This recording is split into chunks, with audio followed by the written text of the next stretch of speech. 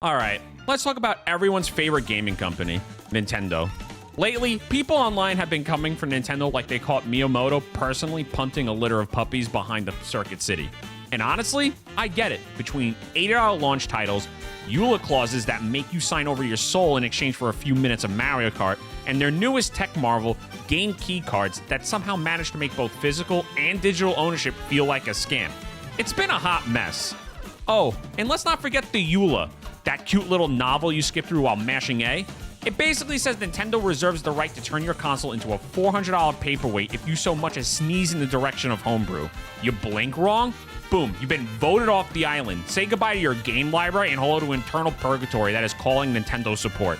Let's not pretend like this is some new behavior. Nintendo pulling these kind of moves? Please. They've been on that energy since the GameCube era. This isn't a sudden switch up. It's just a Tuesday for them. They've always had that our house, our rules kind of vibe. Like a power-tripping hall monitor who thinks enforcing the dress code is a matter of national security. Remember when they straight up yanked the Wii and DS digital storefronts offline? Like your parents pulling the plug mid-boss fight because you've been on it too long? Or how about when they unleashed their legal goon squad on every ROM site like they were guarding the launch codes to a Mario-themed nuke? And don't even get me started on the fan games. Some poor dev spends years pouring love into Metroid Remake. No ads, no money, just pure passion. And Nintendo sends a cease and desist so aggressive, it's like getting slammed by a blue shell the moment you're about to cross the finish line. Your hype? Ruined. Your dreams exploded, and you're left eating dust in last place wondering why you ever thought making a fan game was a good idea. So now we got the Switch 2, Nintendo's shiny new baby, and the internet has officially declared DEF CON 1. People are really mad. Not just bad review on Metacritic mad, I mean eating drywall mad. Mario Kart Worlds launched at $80. 80 whole dollars. For what, you ask? And an open world kart racer, as if that's some revolutionary genre-bending innovation. Like, congratulations, Nintendo. You made a big empty field with a cow in it, truly pushing the medium forward. Don't get me wrong, the game can be fun in that this would be amazing if it came out on the Wii U and I was still 14 kind of way, but it's missing basic features racing games have had for over a decade. You can't even reliably join your friends online. No proper lobbies, just this frantic, mad dash. Join off me now before it fills. Nonsense, like you're all standing in line at Target trying to grab Pokemon cards before the scalpers clean out the aisle. And those intermission tracks? Yeah, just straight lines. Literally no curves, no laps, no nothing. Can't even do a good old-fashioned 3-lap race unless the game feels like letting you. $80 for that? I've seen more coherent design in a cereal box promotion. Then there's the keycard system that Nintendo released, which pretty much nobody likes. Nobody likes this keycard system, but yet they saddled this on with this. Now, Nintendo's not the only company that does this, but Nintendo was like one of the last few companies that actually had some physical media that you can play off the card itself. Whereas 70% of the user base was using physical media for Nintendo consoles. Why did they think this would be a good idea? There's nothing to preserve, nothing to plug and play years down the line. It's just digital dependence dressed up in plastic. And speaking of dependence, if Nintendo decides they don't like what you're doing with your console, well, welcome to Brick City, population U. Hope you aren't too attached to your digital library because that baby's disappearing as if Nintendo just got the Infinity Gauntlet. You think I'm exaggerating? Ask this guy who just got banned for using the MIG Switch, or this person just for using the online handle Twink Link. So yeah, the hate, it's flowing like BO at a Smash tournament, cloudy, acidic, and somehow physically sticky. But the question is it deserved? Yeah, but also no. And before you start commenting and calling me a Nintendo shill, hear me out. Nintendo absolutely makes some decisions that feel like they were brainstormed by Wario after huffing glue. But when you zoom out and look at what Sony and Microsoft are doing, suddenly Nintendo's decisions look way more tame in comparison. Let's rewind to the Wii U era, aka Nintendo's oopsie phase. That console was a train wreck. It didn't just flop, it belly flopped off a diving board. Sales were tragic. The branding, confusing. The marketing, practically non-existent. But did Nintendo lay off thousands of devs? No. My guy Iwata, RIP to a real one, took a 50% pay cut so the devs wouldn't lose their jobs. He literally said, if we reduce the number of employees for better short-term financial results, employee morale will decrease. I sincerely doubt employees who fear that they may be laid off will be able to develop software titles that could impress people around the world. That's not just leadership, that's legend behavior. Imagine a modern CEO doing that. You can't. You literally can't. They'd sooner launch themselves into space than give up their yacht fund. And while Iwata's not here anymore, a lot of the devs he protected still are, still making games that run at launch, still crafting levels with soul, still giving us that Nintendo polish that makes you go, okay, fine, I guess I'll pay the $80 for this because it works and has no battle pass. Are they overpriced? Yeah, they are. But are they full of microtransactions, live service nonsense, and battle passes that make you feel like you're working a second job? Not really. When Nintendo screws up, it's usually a pricing policy L, not a soul-crushing moral implosion of an entire development studio. So let's put things into perspective. And by perspective, I mean talking about our good friend Sony.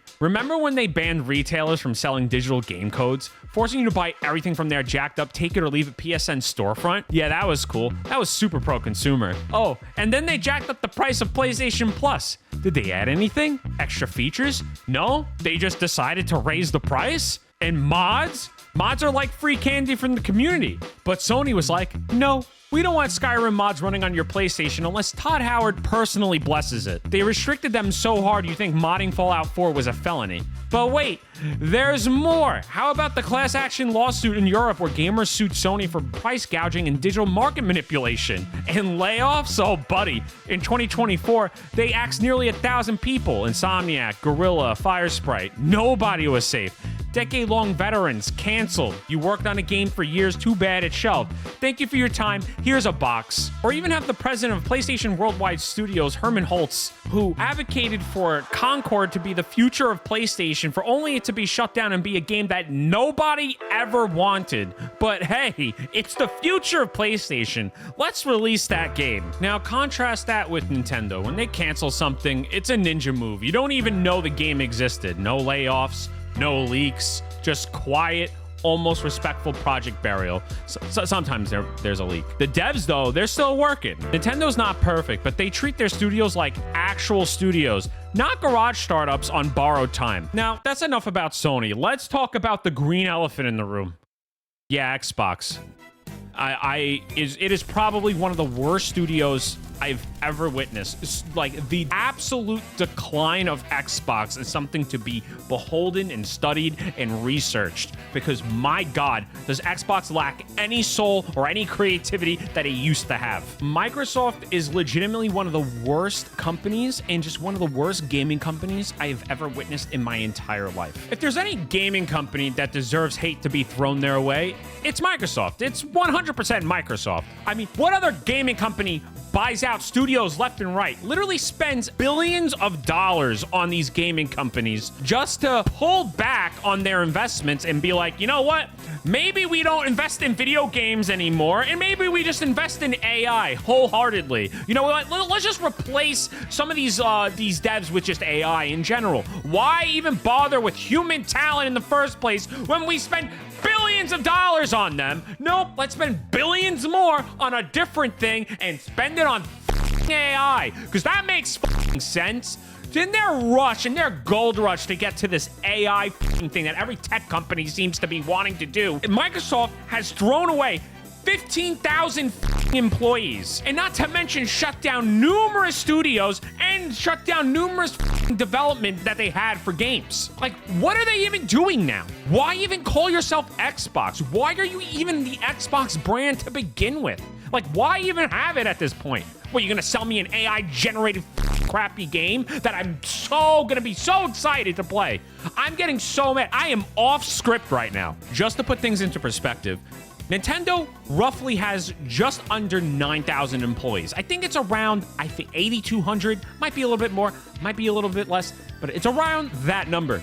Microsoft in July 2nd of this year, of 2025, has laid off more people than Nintendo has under their employ. Like, who's even left at Microsoft at this point? The games that I grew up with and that I love that were on the original Xbox with the Duke, or the 360, are those devs even making games anymore? They might have some of the higher ups, but at this point, where is the talent? All the talent gets replaced on an every 2-year cycle. Like, when's the last time we seen a Fable game? Why did Halo release in the state that it did? Where's Perfect Dark? Perfectly missing. I mean, even recent games like Hi-Fi Rush, where the studio was completely canned. It doesn't even matter how good the game is, what rewards it wins. Microsoft doesn't award any of that and just literally pulls the plug on it. I've been saying that Game Pass is probably going to be one of the worst things that ever happened to gaming, and I've been slowly proven right. And I don't like being proven right about bullshit like this. I love this medium of gaming. And having a company like Microsoft leading the charge and replacing people with AI is just a dark reality. Like, I might sound like a boomer at this point. I'm like, oh, the new technology, I don't like this, but is this what people want? Is this good for the player? No, I absolutely don't think so. Microsoft is pushing AI-generated everything. They're on record saying they want AI to take over parts of development.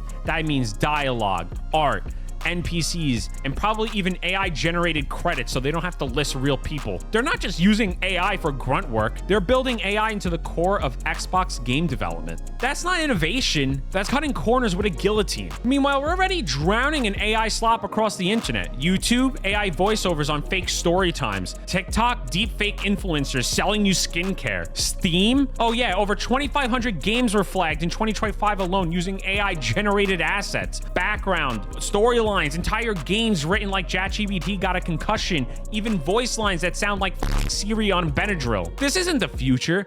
It's just content vomit at scale. It's what happens when tech bros think creativity is a button you press instead of skill you develop.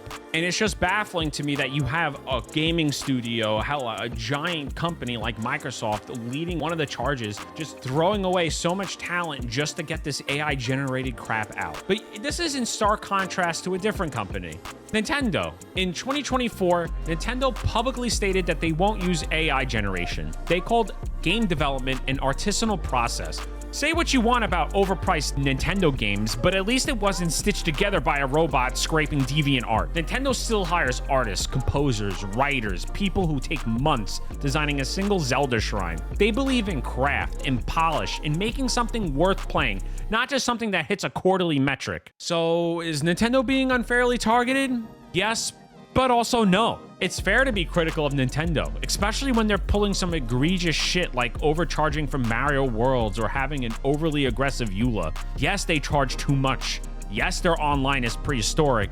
Yes, they'll DMCA takedown faster than you can say Gary's mod. But they still make games with people, real people, not AI scripts, not AI-generated slop. So yeah, it's fair to roast Nintendo and criticize them, but don't lose sight of the fact that in an industry hurtling towards soulless efficiency and AI-generated mediocrity, Nintendo's still investing into humans. Let me know what you guys think down in the comments. Let me know if you're disappointed in Nintendo, or even Xbox or Sony, or all of them, just the gaming industry in general. Let me know what you guys think. Like, comment, subscribe, and all that, and I'll see you in the next one.